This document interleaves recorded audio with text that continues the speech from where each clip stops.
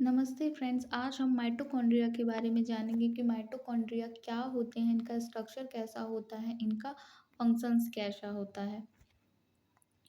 तो सबसे पहले हम जानेंगे कि माइटोकॉन्ड्रिया किन भाषा से मिलकर के बना है। तो माइटोकॉन्ड्रिया शब्द ग्रीक भाषा के दो शब्दों से मिलकर के बना होता है, जिसमें माइटोस का अर्थ होता है थ्रेड, पतले पतले, तथा कॉन्ड्रियन का अर्थ होता है ग्रेन्यूल कण। इसलिए माइटोकॉन्ड्रिया को हिंदी में सूत्र कण का भी कहते हैं। बैक्टीरिया और साइनोबैक्टीरिया को छोड़कर के अन्य सभी सजीव, पादप और जंतु कोशिकाओं में कोशिका द्रव्य में ये अनियमित रूप से बिखरे हुए होते हैं। डबल मेम्ब्रेन दोहरी झिल्ली पाई जाती है। ऑर्गेनेल्स को सूत्रकणिका या माइटोकॉन्ड्रिया कहते हैं। ये इन हेरिटेंस में मदद करते हैं, मतलब एक पीढ़ी से दूसरी पीढ़ी तक जो चीज़ें ट्रांसफ़र होती हैं वो माइटोकॉन्ड्रिया में द्वारा होती हैं। माइटोकॉन्ड्रिया की खोज किसने की थी? तो माइटोकॉन्ड्रिया की खोज सबसे पहले 1880 में कॉलिकर नामक वैज्ञानिक ने की थी। कॉलिकर ने सबसे पहले कीटों के रूप में देखा था। इसके बाद सन 1894 में अर्टमैन नामक वैज्ञानिक ने इन्हें कोशिकाओं के रूप में देखा और इन्हें बायोप्लास्ट नाम दिया। इसके बाद फिर 1897 में सी वेंडा नामक साइंटिस्ट ने इनकी विस्तृत खोज की और इन्हें माइटोकॉन्ड्रिया नाम दिया। माइटोकॉन्ड्रिया एक सूत्रवत कोशिकांग होता है जिसकी लंबाई 3 से 5 म्यूएम तक होती है। लंबाई 3 to 5 mm तक होती है। नॉर्मली इतनी होती है, लेकिन सबसे लंबा जो माइटोकॉन्ड्रिया है वो 14 म्यूएम तक का हो सकता है, इससे ज़्यादा नहीं होता। और जो इनका व्यास होता है वो 0.5 से 1 म्यूएम तक हो सकता है। इसके बाद हम स्ट्रक्चर देखेंगे तो ये डबल मेम्ब्रेन होती है।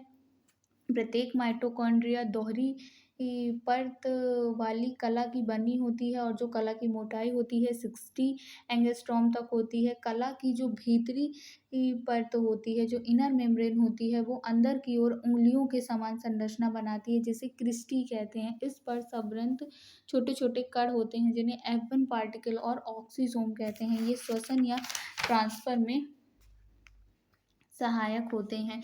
माइटोकॉन्ड्रिया में के क्रिस्टी पर इलेक्ट्रॉन का अभिगमन होता है, जिसके फलस्वरूप एडीपी से एटीपी रिलीज होते हैं।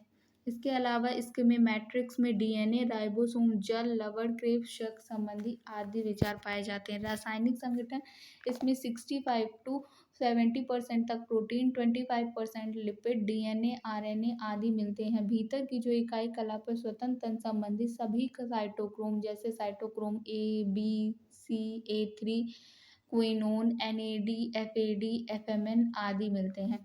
इसके बाद हम देखेंगे माइटोकॉन्ड्रिया का डायग्राम कैसे बनता है। तो सबसे बाहर की डबल मेम्ब्रेन होती है, तो आउटर मेम्ब्रेन और इनर मेम्ब्रेन अंदर की ओर मुड़ करके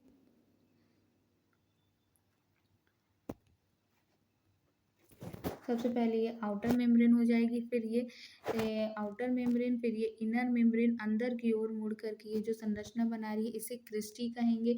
इस पे ये जो पार्टिकल्स लगे हुए हैं इसे F1 पार्टिकल्स या ऑक्सीसोम कहते हैं। इन्हें F1 पार्टिकल या ऑक्सीसोम कहते हैं। इसके अलावा ये मैट्रिक्स में राइबोसोम्स भी पाए जाते हैं, ग्रेनुल्स पाए जाते हैं और सारी चीज़ें पाई जाती हैं। ठीक है,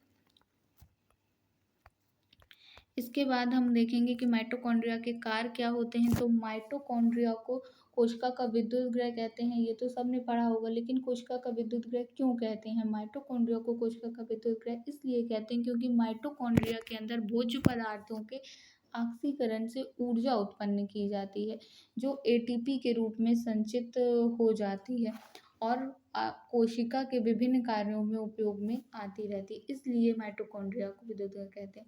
ठीक है, और श्वसन की जो मुख्य क्रियाएं होती हैं, जो क्रेब्स साइकिल होती है, जो वो भी यहीं पे संपन्न होती हैं माइटोकॉन्ड्रिया में। माइटोकॉन्ड्रिया में एडीपी से एटीपी का निर्माण भी होता है। माइटोकॉन्ड्रिया में डीएनए होता है, इस कारण इसमें सेल्फ रेप्लिकेशन की क्षमता भी पाई जाती है और माइटोकॉन्ड्रिया से योग पैटलेट्स का निर्माण भी किया जा सकता है। Thank you for watching.